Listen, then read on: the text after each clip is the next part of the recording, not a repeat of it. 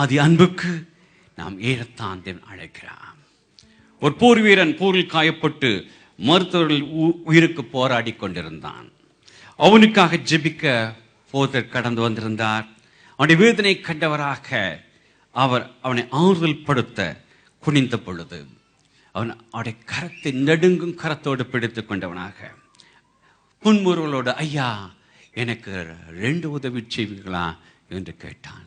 இவர் அவன் படும் வேதனை கண்டவள கண்ணீரை அடக்கி கொண்டு, சொல் மகனே என்று கேட்ட பொழுது, என்னை இம்மட்டுமாக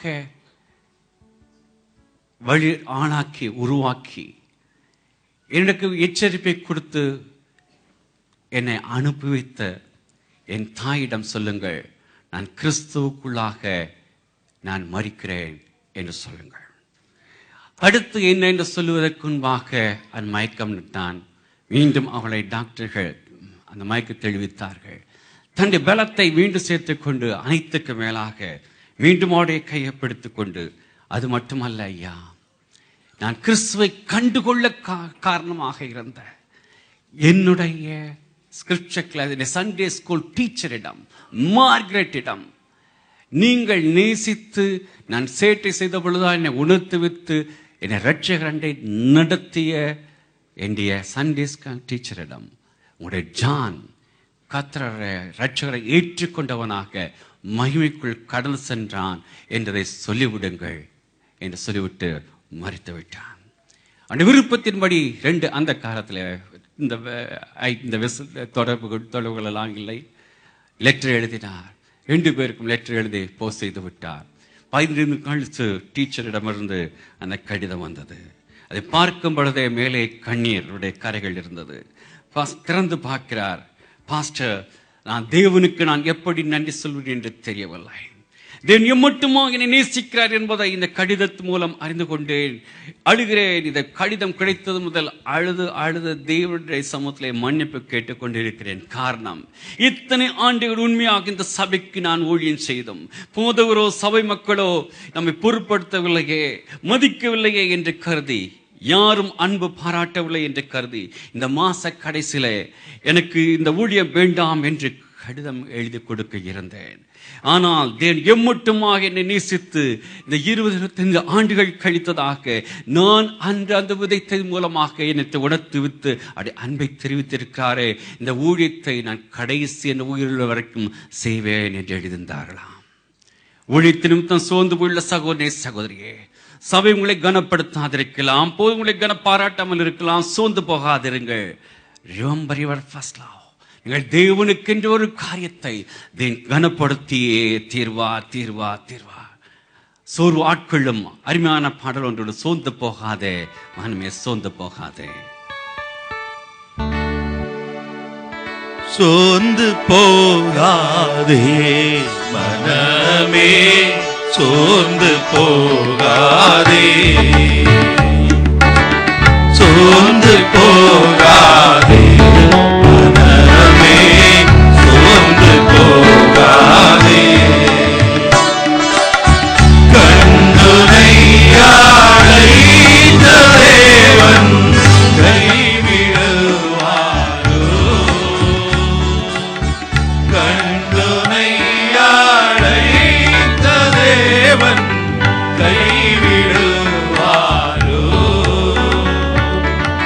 சோர்ந்து போகாதே மனமே, சோர்ந்து போகாதே. கட்டளையின் 2ஆம் பகுதி மனம் திரும்பு.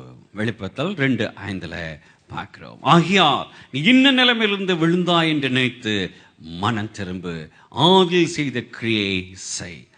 சகோதரியே, இது கர்த்தருடைய பந்தி ஆசரிக்கும் நாள்.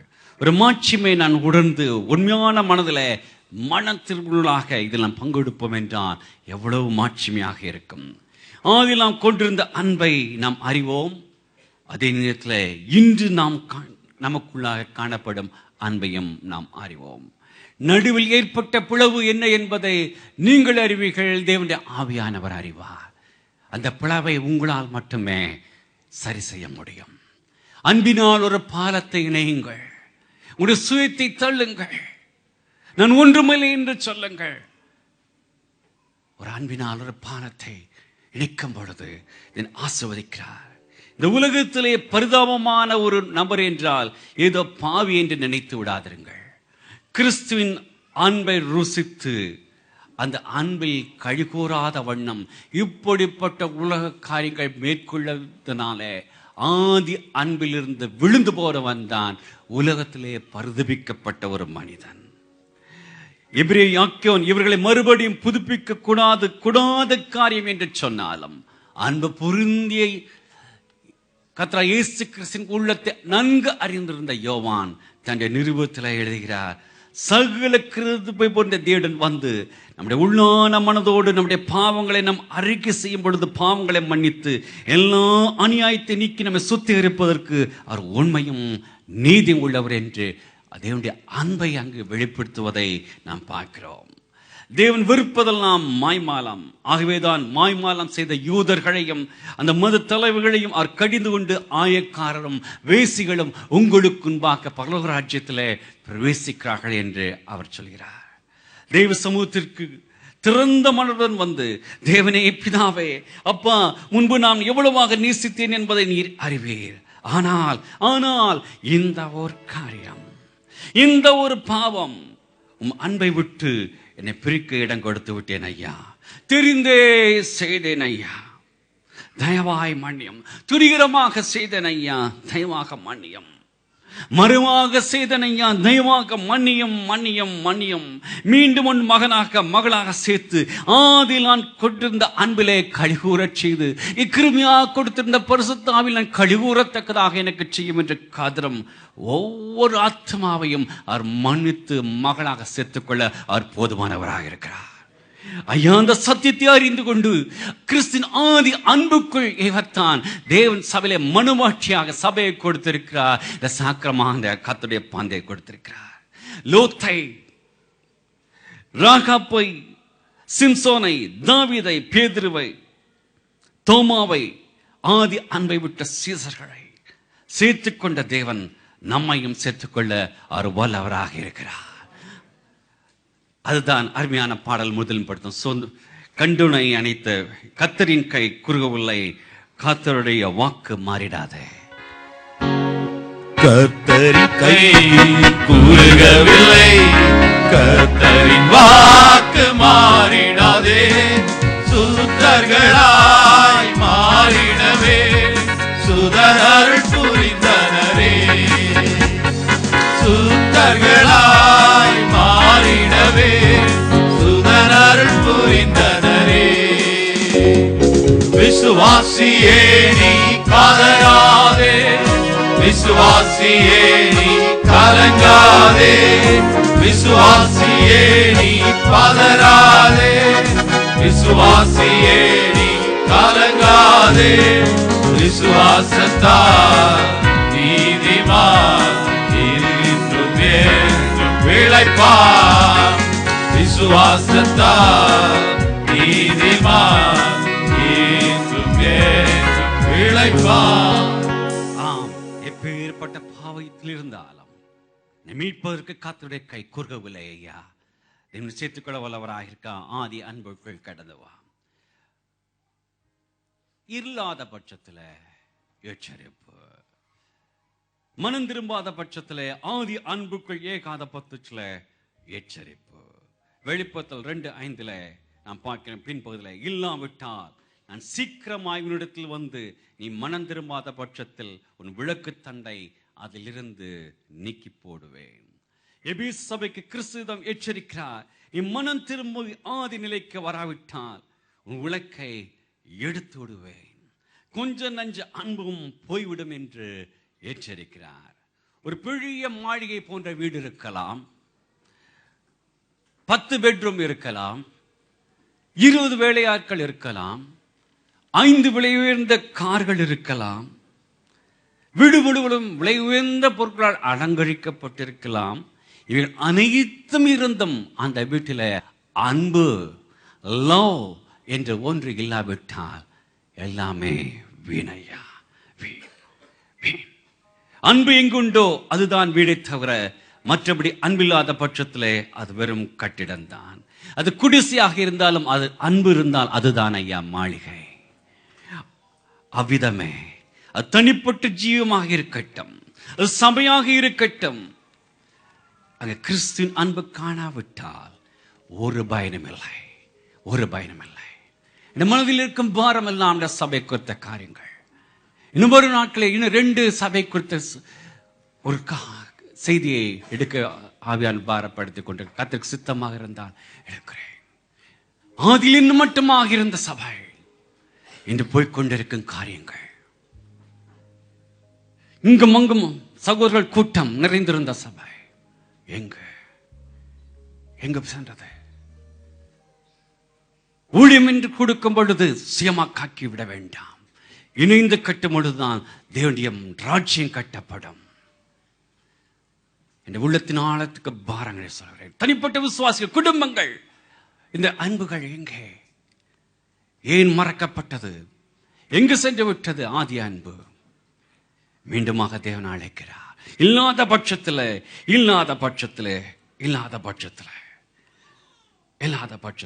எச்சரிப்பு.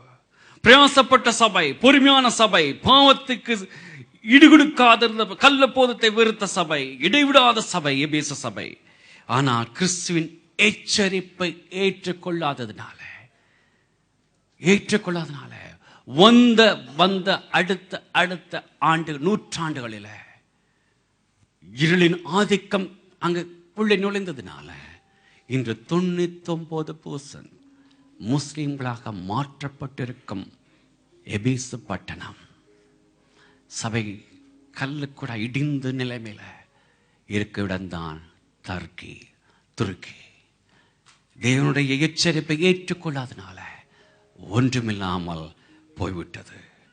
இந்த ஒரு காரியம் நம்முடைய தனிப்பட்ட ஜீவித்திற்கும் ஏற்படலாம், நம்முடைய சபைக்கும் ஏற்படலாம்.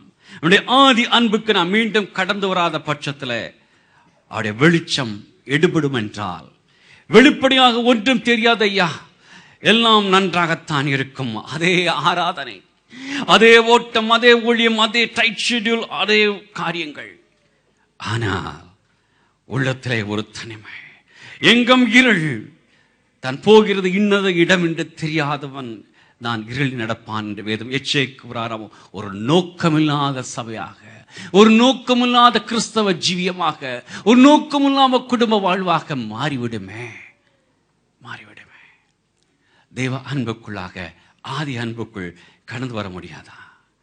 ஆதி அன்புக்குள்ளாக கடந்து வருவோம் என்றால் சொல்லும் ஒரு காரியத்தை தான் சொல்லி முடிக்க இருக்கிறேன்.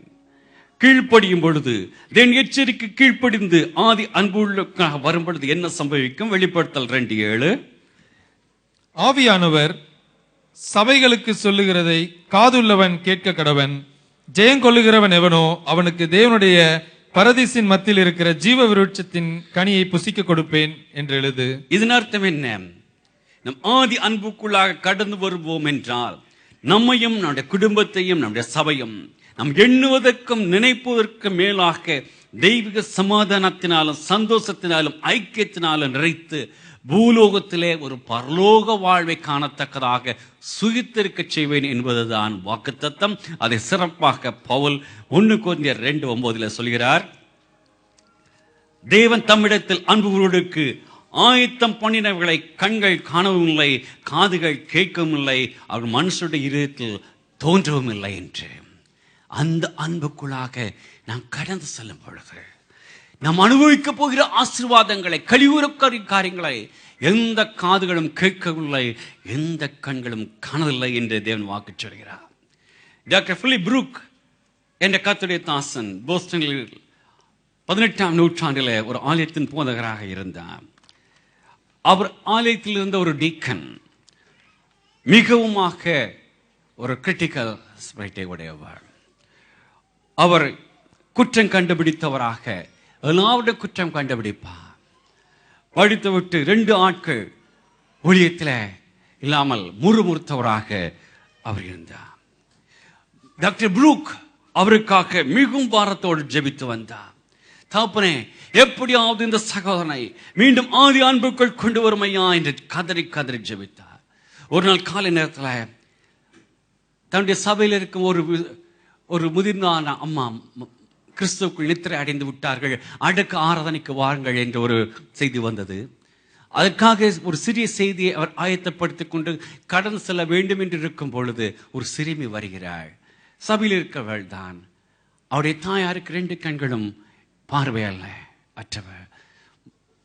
அவருக்கு வந்தது, அம்மா மிகவும் சுகவீனமாக இருக்கிறார்கள், இப்பொழுதே நீங்கள் அங்கே வர வேண்டும் என்று சொல்லுகிறார்கள்.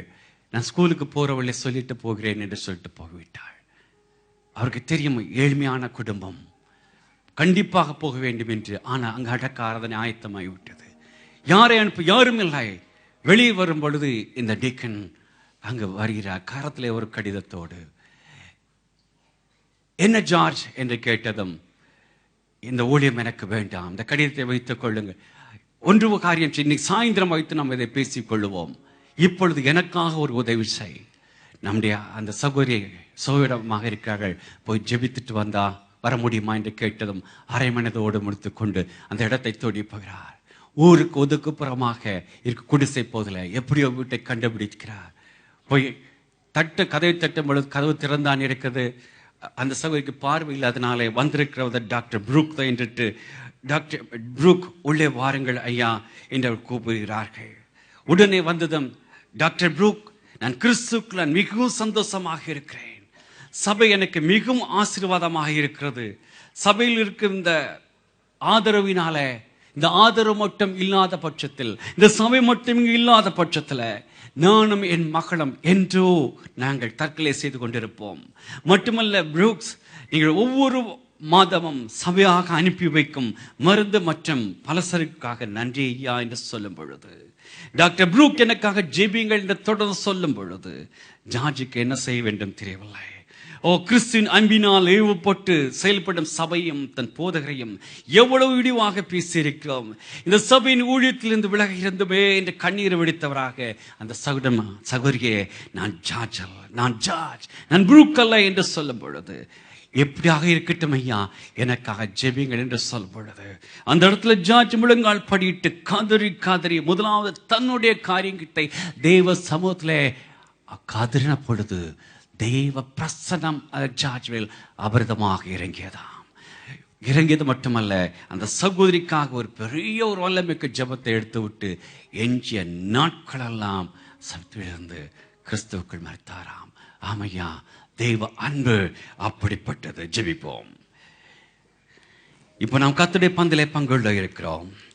தேவனுடைய சமூகத்தில் நம்மை நாமே நிதானிக்க இருக்கிறோம். நம்மை நாமே நிதானிக்கும் நேரம். ஆதி அன்பிலே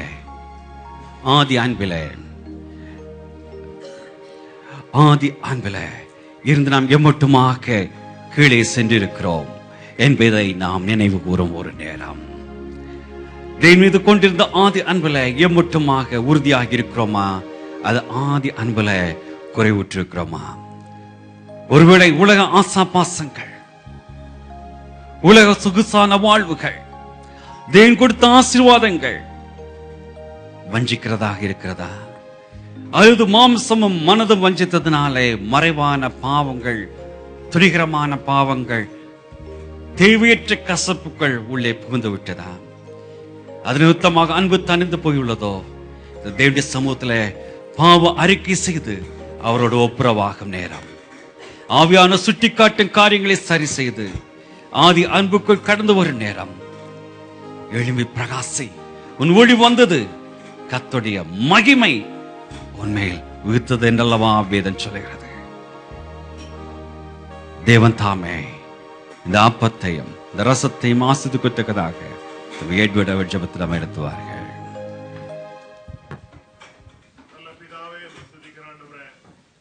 இந்த நாளின் கால வேளைக்காய் ஆண்டவரே நமக்கு நன்றி செலுத்துகிறோம். ஆண்டவரே, இந்த நாளில் நம்முடைய சமூகத்திற்கு வந்து என் தேவனை ஆராதிக்கும்படியாக என் தேவன் கொடுத்திருக்கிற இந்த அருமையான இந்த நாளுக்காய், இந்த ஜீவனுக்காய் நன்றி செலுத்துகிறோம். உம்மை நினைவு கூறும்படியாக எங்களுக்கு இந்த ஒரு திருஷ்டாந்தத்தை ஏற்படுத்தினீங்களே, அதற்காய் ஸ்தோத்திரம். உடைய சரீரத்தை கிழிக்கு ஒப்பு கொடுத்து உடைய ரத்தத்தை சிந்தி எங்களை மீட்டு உம்மோட ஒப்புரவாக்கினரே, அதற்காய் உம்மை துதிக்கிறோம், ஆண்டவரே உம்மை மகிமைப்படுத்துகிறோம். ஆண்டவரே நீ தந்தது நல்ல பாக்கியத்துக்காய் ஆண்டவரே உமக்கு நன்றி செலுத்துகிறோம். என் மாம்சத்தை புசித்து என் ரத்தத்தை பானம் பண்ணவனுக்கு நித்திய ஜீவன் உண்டு என்று சொன்னீங்கள் அல்லவா?